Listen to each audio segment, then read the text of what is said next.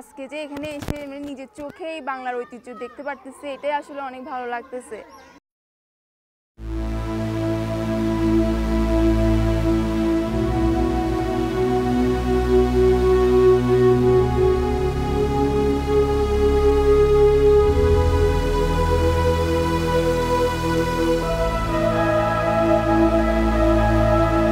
আজ এসেছি ঢাকা থেকে ২৭ কিলোমিটার দূরে নারায়ণগঞ্জ জেলার সোনারগাঁও থানার পানাম সিটিতে। আজকে আপনাদেরকে দেখাবো এই পানাম সিটিতে আগে কি ছিল, বর্তমান কি অবস্থা। এই পানাম সিটিতে রয়েছে অনেক ইতিহাস, একসময় ঈশা খাঁর আমলে রাজধানীও বটে। এটাকে বলা হতো ঝিলমিল শহর, এটাকে বলা হতো নীলের শহর, এটাকে বলা হতো মসৃণ শাড়ির শহর। একসময় এখানে মসৃণ শাড়ি বিক্রি হতো, বিদেশিরা আসতো এখান থেকে মসৃণ শাড়ি কেনার জন্য। আজকে দেখাবো সেই ঐতিহ্যবাহী পানাম সিটি। আসুন আমরা ঘুরে দেখি কোথায় কি আছে। আমাদের সাথে আরও আছেন সৈয়দ মুকসুদুল আলম, তাকে নিয়ে আজকে জানবো পানাম সিটির মূল ঘটনা। চলুন।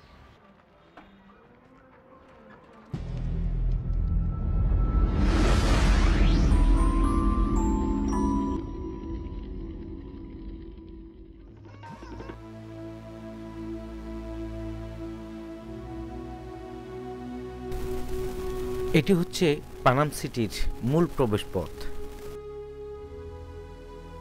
পানাম সিটিতে প্রবেশ করতে টিকিট কাটতে হয়, 15 টাকা করে নেবে। আমরা টিকিট কাটলাম।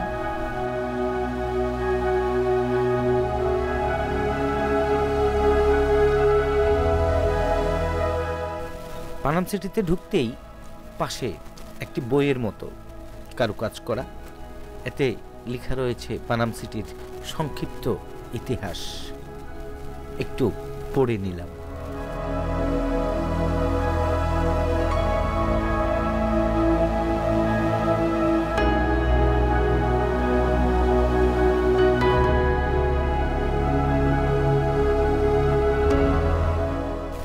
এটি পানাম সিটির রাস্তা, দুপাশে বিল্ডিং, মাঝখান দিয়ে রাস্তা বয়ে গেছে।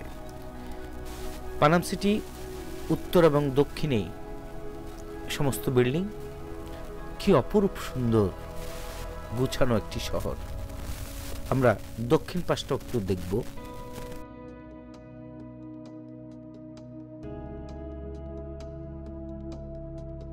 এটি হচ্ছে দক্ষিণ পাশ, এ পাশ দিয়ে একটি গেট আছে। 15 শতকে ঈশা খাঁ বাংলার প্রথম রাজধানী স্থাপন করেছিলেন সোনারগাঁওয়ে। পূর্বে মেঘনা আর পশ্চিমে শীতলক্ষ্যা নদী পথে বিলেত থেকে আসত বিলাতি থান কাপড়, দেশ থেকে যেত মসলিন। শীতলক্ষ্যা আর মেঘনার ঘাটে প্রতিদিনই ভিড়ত পালতোলা নৌকা। প্রায় ওই সময়ই ইস্ট ইন্ডিয়া কোম্পানির বাণিজ্যিক কার্যক্রম ও চিরস্থায়ী বন্দোবস্তের ফলে ইউরোপীয় অনুপ্রেরণায় নতুন ঔপনিবেশিক স্থাপত্য রীতিতে গড়ে ওঠে পানাম নগরী। পরবর্তীতে এই পোশাক বাণিজ্যের স্থান দখল করে নেয় নীল বাণিজ্য। ইংরেজরা এখানে বসিয়েছিলেন নীলের বাণিজ্য কেন্দ্র। পানাম সড়কের উত্তর পাশে 31টি আর দক্ষিণ পাশে 21টি বাড়ি রয়েছে। বাড়িগুলির অধিকাংশই আয়তাকার, উত্তর দক্ষিণে বিস্তৃত, উচ্চতা 1 তলা থেকে 3 তলা। বাড়িগুলোর স্থাপত্যে ঔপনিবেশিকতা ছাড়াও মুঘল, গ্রিক এবং গান্ধারা স্থাপত্য শৈলীর সাথে স্থানীয় কারিগরদের শিল্প কুশলতার অপূর্ব সংমিশ্রণ দেখা যায়। প্রতিটি বাড়ি ব্যবহার উপযোগিতা, কারুকাজ, রঙের ব্যবহার এবং নির্মাণ কৌশলের দিক দিয়ে উদ্ভাবনী কুশলতায় ভরপুর। ইটের সঙ্গে ব্যবহার করা হয়েছে ঢালাই লোহার তৈরি ব্র্যাকেট, ভেন্টিলেটর আর জানালার গ্রিল। মেঝেতে রয়েছে লাল, সাদা, কালো মোজাইকের কারুকাজ। প্রায় প্রতিটি বাড়িতেই খিলান ও ছাদের মধ্যবর্তী স্থানে নীল ও সাদা ছাপ দেখা যায়। এছাড়া বাড়িগুলোতে নকশা ও কাস্ট আয়রনের কাজ নিখুঁত। কাস্ট আয়রনের এই কাজগুলো ইউরোপের কাজের সমতুল্য বলে বিশেষজ্ঞদের অভিমত। এর সাথে আছে সিরামিক টাইলসের রূপায়ণ। প্রতিটি বাড়ি অন্দরবাটি এবং বহির্বাটি এই 2 ভাগে বিভক্ত হয়ে গেছে। বেশিরভাগ বাড়ির চারদিকের ঘেরাটুপের ভিতর আছে উন্মুক্ত উঠান। পানাম নগরীর পরিকল্পনাও নিখুঁত। নগরীর পানি সরবরাহের জন্য দুপাশে 2টি খাল ও 5টি পুকুর আছে। প্রায় প্রতিটি বাড়িতেই আছে কুয়া বা কূপ। নগরীকে জলাবদ্ধতা মুক্ত রাখতে করা হয়েছে খালের দিকে ঢালু। প্রতিটি বাড়ি পরস্পর থেকে সম্মানজনক দূরত্বে রয়েছে। নগরীর যাতায়াতের জন্য রয়েছে এর একমাত্র রাস্তা, যা এই নগরীর মাঝখান দিয়ে বয়ে গেছে এপাশ ওপাশ। একবার পারস্যের প্রখ্যাত কবি হাফিজকে তৎকালীন বাংলার সুলতান গিয়াস উদ্দিন আজম শাহ নিমন্ত্রণ করেছিলেন আসার জন্যে, কিন্তু বৃদ্ধ কবি তার ডাকে সাড়া দিতে না পেরে সেই সুলতানকে একটি গজল লিখে উপহার পাঠিয়েছিলেন।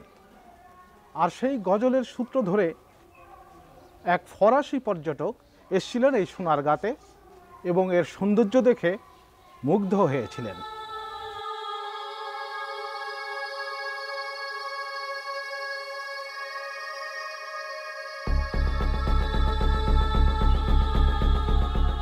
ভাবা যায় এত সুন্দর একটি শহর আজ জনশূন্য।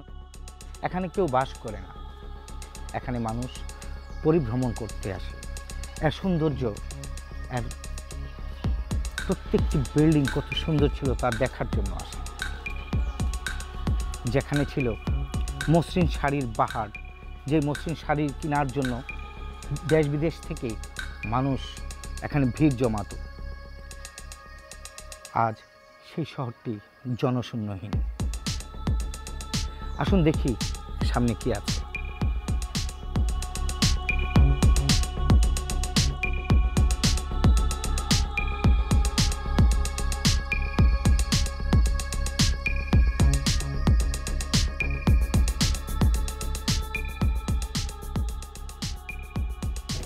মধ্যযুগে সোনারগাঁও বাংলার রাজধানী হওয়ার পর থেকে পানামনগর ব্যাপক উৎকর্ষ লাভ করে, কিন্তু ব্রিটিশরা বাংলার নিয়ন্ত্রণ নেওয়ার পর থেকে এখানকার সম্ভ্রান্ত মুসলিমরা ব্রিটিশদের সঙ্গে অসহযোগিতা করায় ব্রিটিশরা এখানকার বাসিন্দাদের প্রভাব প্রতিপত্তি কমানোর উদ্যোগ নেয়। একই সঙ্গে তারা এখানে উচ্চ বর্ণের হিন্দুদের, শুধুমাত্র যারা ব্রিটিশদের সহায়তা করত, তাদের পুনর্বাসন শুরু করে। ফলে এখানে ক্রমে হিন্দু ব্যবসায়ীদের অবস্থান তৈরি হয়। একই সঙ্গে অতীতে বসবাসকারী অনেক ব্যবসায়ী যারা ব্রিটিশদের সঙ্গে সহায়তা করেনি, তারা ক্রমে এই এলাকা ছেড়ে চলে যেতে বাধ্য হয়। ফলে পানামনগরের বিস্তীর্ণ এলাকা ক্ষতিগ্রস্ত হয়, ভেঙে ফেলা হয় অনেক বাড়িঘর। এভাবে পানামনগরের বিস্তীর্ণ এলাকা ধ্বংস হয়ে যায়।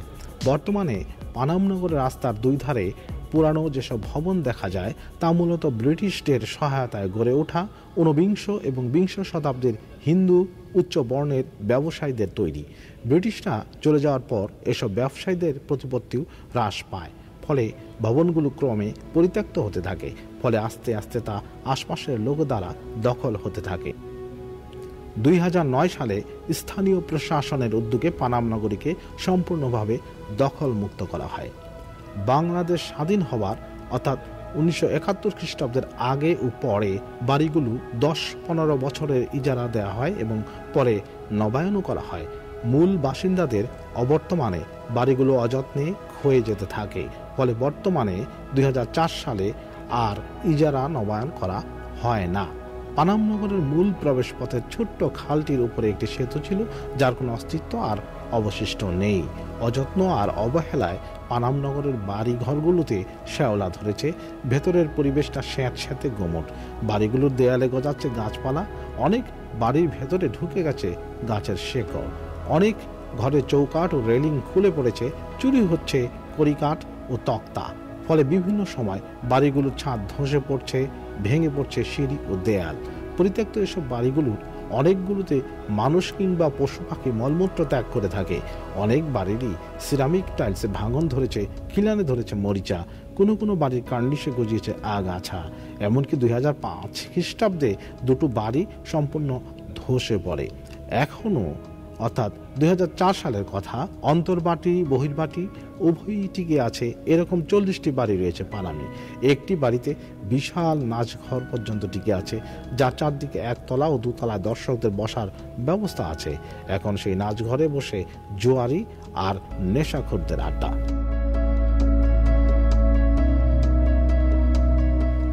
ইতিহাস ও ঐতিহ্যবাহী এই যে পানাম নগর, এখানে গড়ে ওঠা কয়েক শতাব্দী প্রাচীন ভবনগুলো নানা অবহেলা এবং অযত্নে দিন দিন ক্ষয় হয়ে যাচ্ছে। আমাদের কি উচিত নয় এগুলোকে রক্ষা করা, ইতিহাস এবং ঐতিহ্যের প্রতি গুরুত্ব দেয়া? পানাম নগরীর ঐতিহ্য আর ইতিহাসকে গুরুত্ব দিয়ে বাংলাদেশ সরকারের পক্ষ থেকে এর পুনরুদ্ধারে নেওয়া হয়েছে বিভিন্ন পদক্ষেপ। সরকারিভাবে প্রত্নতত্ত্ব অধিদপ্তরের অধীনে নেওয়া হয়েছে পানাম নগরের প্রাচীন স্থাপত্য অবকাঠামো সংস্কার সংরক্ষণ নামে একটি প্রকল্প। প্রকল্পের আওতা রয়েছে 40টি ভবনের সংস্কার, 4টি পুকুরঘাট মেরামত ও পুনর্নির্মাণ, সেতু সংস্কার, প্রত্ন সামগ্রী ক্রয় ও প্রামাণ্য চলচ্চিত্র তৈরি।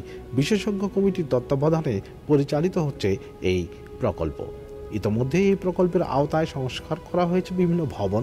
তবে সংস্কার কার্যক্রমের এই উদ্যোগে স্বাগত জানালেও সংস্কার কার্যাবলীতে সন্তুষ্ট হতে পারেননি অনেক বিশেষজ্ঞ ও ঐতিহাসিক। অনেক ভবনকে সংস্কারের নামে মূল স্থাপত্যিক সৌন্দর্য ঢেকে ফেলা হয়েছে বলে তাদের অভিযোগ। সংস্কারের নামে এখানকার স্থাপত্য শৈলী রক্ষা করা হচ্ছে না, বিনষ্ট হচ্ছে। যেমন 100 বছরের পুরনো কাশীনাথ ভবনটি সৌন্দর্য সংস্কারের নামে ঢেকে ফেলা হয়েছে বলে তাদের অভিযোগ। তাছাড়া ছোট ও চ্যাপ্টা আকারের পরিবর্তে ব্যবহার করা হয়েছে বর্তমানের বড় আকারের ইট। কথা হচ্ছে সংস্কার করতে গিয়ে এর যে ঐতিহ্য তাকে ঢেকে ফেলা কি ঠিক? বিশেষজ্ঞ দলে বিদেশি বিশেষজ্ঞ নেওয়া হলে এই জাতীয় ভুল হতো না বলে অনেকে মত প্রকাশ করেছেন। তাছাড়া পর্যাপ্ত তথ্য সংরক্ষণ ছাড়াই কাজে হাত দেওয়া হয়েছে বলেও অনেকের অভিযোগ রয়েছে। আজকে যে এখানে এসে নিজের চোখেই বাংলার ঐতিহ্য দেখতে পারতেছি, এটাই আসলে অনেক ভালো লাগতেছে। আর আগের কালের যে রাজারা কিরকম স্থাপনায় থাকতো, ওদের ছিল, ওদের তখনকার আমলে যে মানুষের এত সুন্দর সুন্দর স্থাপনার আইডিয়াগুলো আসছে, এগুলোই চিন্তা করে আসলে খুব অবাক লাগতেছে। এখানে সংস্কারের নামে যা হচ্ছে এটা আসলে মূল স্ট্রাকচারটাই নষ্ট হচ্ছে। তো আমরা চাই এটা সংস্কার হোক, কিন্তু এটার যে অরিজিনাল যে স্ট্রাকচার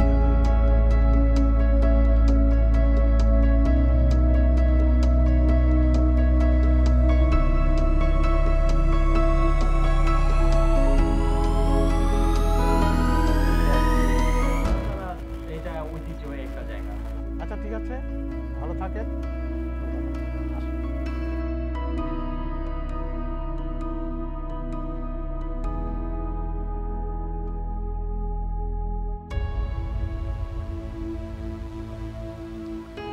দর্শকবৃন্দু, আজ এ পর্যন্তই। আবার দেখা হবে অন্য কোনো ডকুমেন্টারি নিয়ে। সে পর্যন্ত আপনারা ভালো থাকবেন। আপনাদের ধন্যবাদ। আল্লাহ হাফিজ।